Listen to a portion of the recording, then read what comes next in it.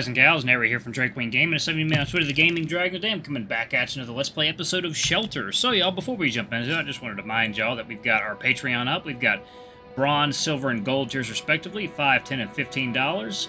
Anyway, y'all, they all have got exclusive rewards. Don't forget to check those out. Anyway, let's go ahead and jump right back in, shall we? Alarm chain, you are up, and let's go. Alright. Thistle leans towards Teague's face so close that their snoots are almost touching. That reckless geezer, he's gonna get his whole head bitten off. And don't pretend you didn't bring me anything. I know you did. You like me. Thistle winks with a smile and puts his hand on top of Teague's head to pet the spot he just hit. Teague's expression slowly melts down from fury into just a glare of annoyance and disgust. He takes another relic from the table and shoves it into Thistle's hands. It's a long, intricate metal pole with a bunch of confusing parts. Thistle looks over it from all sides, fascinated. What could it be? It's, Oh, I know what it is. It has the perfect length and firm handle. It's a walking cane. It's a gun, you idiots. Yes, but that's not all. You see this weird tube on the side? Try looking through it.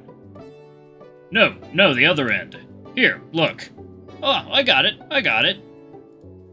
Holy moly, it enlarges things. Inconceivable.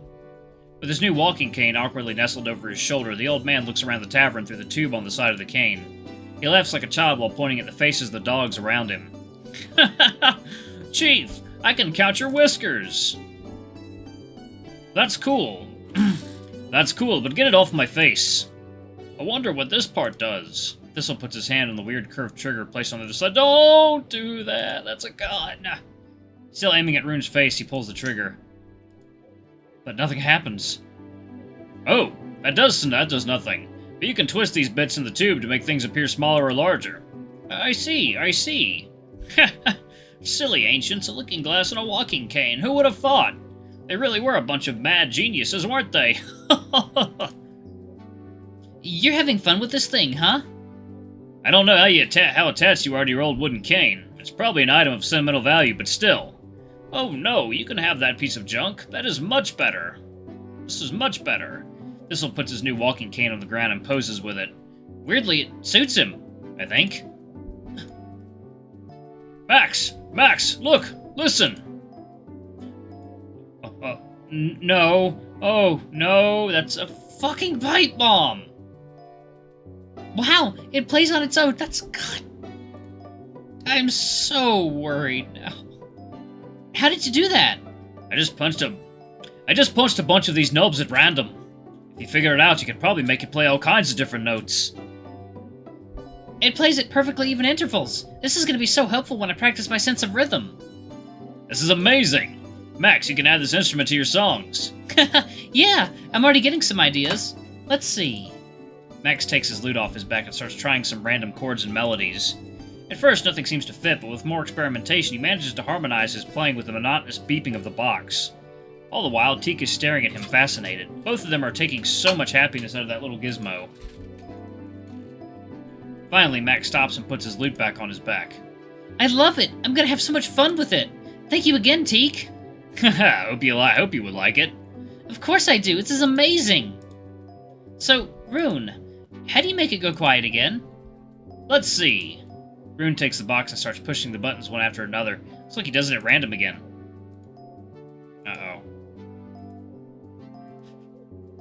Uh-oh. Oh god, he's getting angry. After a while, he gives up and puts it back on the table.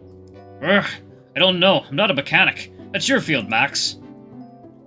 You better find a way or it's going to drive everyone insane. Max, you have the best nose of the whole shelter. Can't you figure it out? I mean, yeah, I can smell mana on it. A few different types of it. Definitely feline. This one, that's ungulate. But that's all I can tell. I can't actually read the display. Only the humans can. The humans, huh? We should ask Luke. We should ask Luke then. I still haven't got you your drink anyway, Teak. No need to call the human. We can figure it out on our own. He's probably busy anyway. Nonsense. He's been standing behind the bar, polishing the same mug for 10 minutes and staring at us like a creep. As he always does. Thistle waves at me with a cheerful grin. Wave back. I put up a forced smile and waved back from behind the bar, glaring at Thistle.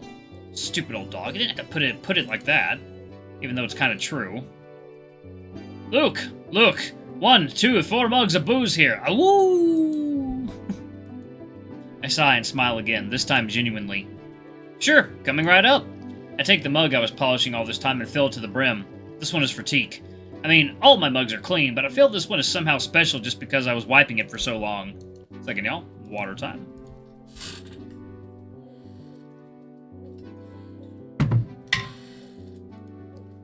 I grab 3 more mugs and fill them up with ale as well. I grab all 4 of them and take them to the table with the dogs. As soon as I put them down, Thistle and Max grab theirs and start sipping. Wow, they're thirsty, huh? Rune finishes his previous mug and hands it to me, empty. Then he starts sipping on the fresh one. Teak doesn't touch his. Welcome back, Teak. You should eat the stew that Burry brought you. It's getting cold. I will eat it when I want to. Do you want me to warm it up for you? I reach out to grab the bowl, but Teak snarls, so I fiercely jump away.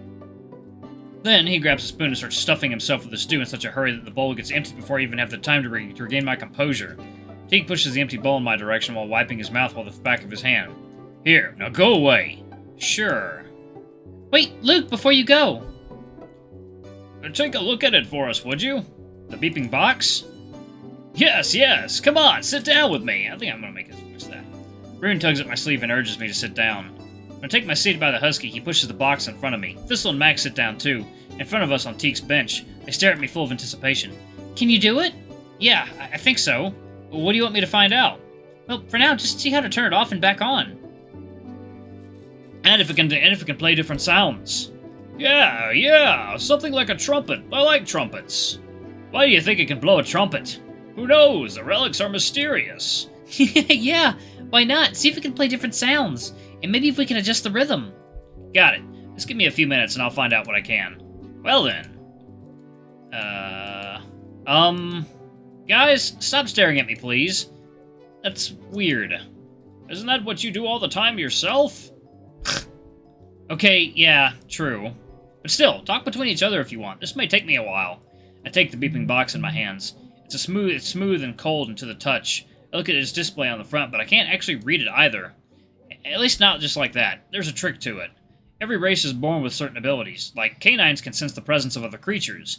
That's a versatile ability with a variety of uses, like tracking a location of the prey or coordinating maneuvers with other pack members with thoughts alone. Abilities like that are fueled by energy produced inside one's body. We call it mana. Wherever there's conscious life, there's also mana. In the air, in the ground. Every living being that is capable of thoughts expels mana into the environment, and every species produces a different type of it. It's a wide topic to cover, but the important part is that the relics we find around here are tools that run on mana. This display here is the same. It takes that life energy and burns it to display symbols hidden to the naked eye. And the ability of the human race is to see all mana. Look, he's doing it! My surroundings seem to lose all color except for the sources of mana.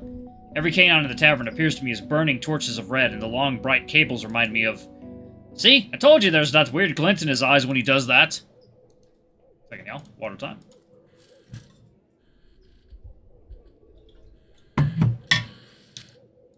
Okay. You just have to look closely. Look from this angle. Whack Rune. Bonk. Stop that! I have to concentrate. It's already tiring enough as it is. It's like as tiring on my mind as fast-paced running is on my body. But I love running. I can run all day long.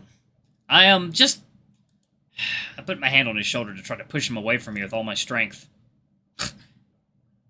Not working.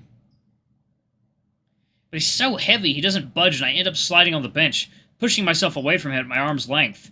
Oh well, I guess that works too. Max, could you... Sure, Luke. The next time anyone tries to disturb you, I'll bonk them for you. With Thistle's old but still sturdy wooden cane. Thanks. Well then. I concentrate and activate Mana Vision again. No more wasting time. I have to deal with this thing quickly, while the dogs still behave. So, the box, huh? Let's see. The box is smooth and cold to the touch. It weighs maybe around 1 kilogram. The cylinder is made out of 3 main compartments, and there's a glass display with a bunch of little buttons on the front. Those metal compartments look like containers for 3 different kinds of mana, and the display part probably contains controls of the flow between each of them. There are a few wires connecting the parts. They're so bright that it's really hard for me to tell apart the colors of each wire right now. The thing that bugs me the most is the type of parts used. That's a lot of mana stored. I've seen parts like these in powering units of some of the bigger machines around Shelter. It's weird for just a beeping box. Oh. I look at the front of the box again and examine the glass display. Now that I can see Mana, the symbols on it are revealed. It's on some kind of countdown. Oh my god, it's actually counting down. The buttons are a simple set of 10 digits plus a few more for navigating the menu. The display itself shows a countdown and a few extra symbols. I try pushing each button, but nothing changes on the display. I'm able to change it anyway whatever Rune set with his random button pushing. The countdown keeps going, making a beep with each passing second. What's going to happen when the countdown reaches 0? Would it just go quiet again? However, those Mana storage compartments are really bugging me. A simple effect like this shouldn't require that much power. From the construction of the box, I can guess that the base for the effect is the purple Mana, the color of the ungulate races. The red and orange correspond to canine and feline Mana respectively. Hey guys, does anyone know what's the ungulate spell that uses canine and feline? Huh? Oh, that would be... I know. That's Breath of Kolkus. A massive explosion of scorching hot purple flames, hot enough to melt stone and steel. I once fought a bull general who wielded that magic, truly devastating.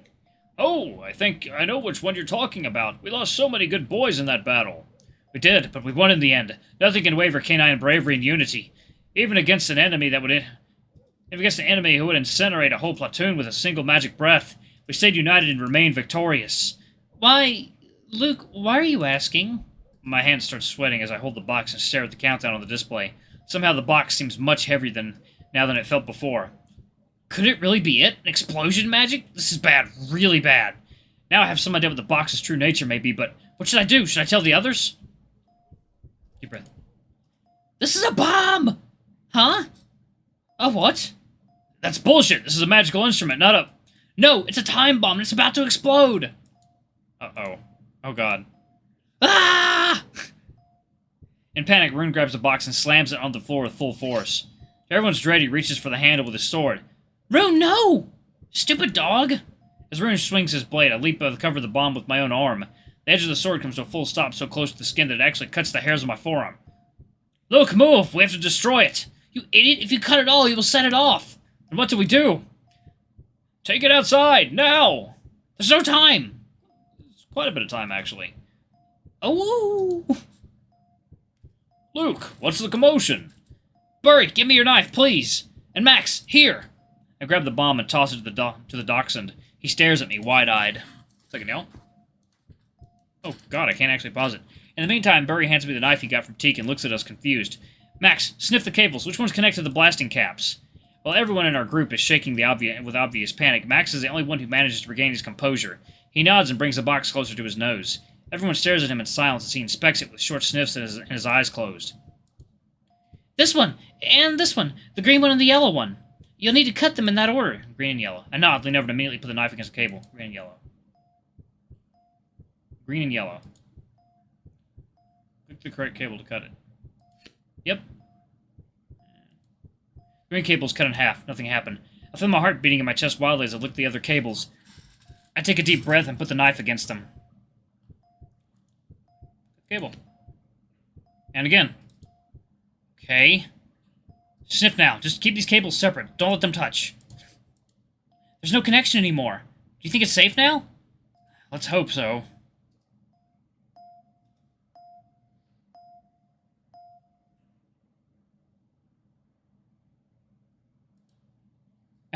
It worked! As expected, the countdown finishes and stops at 0, but without activating.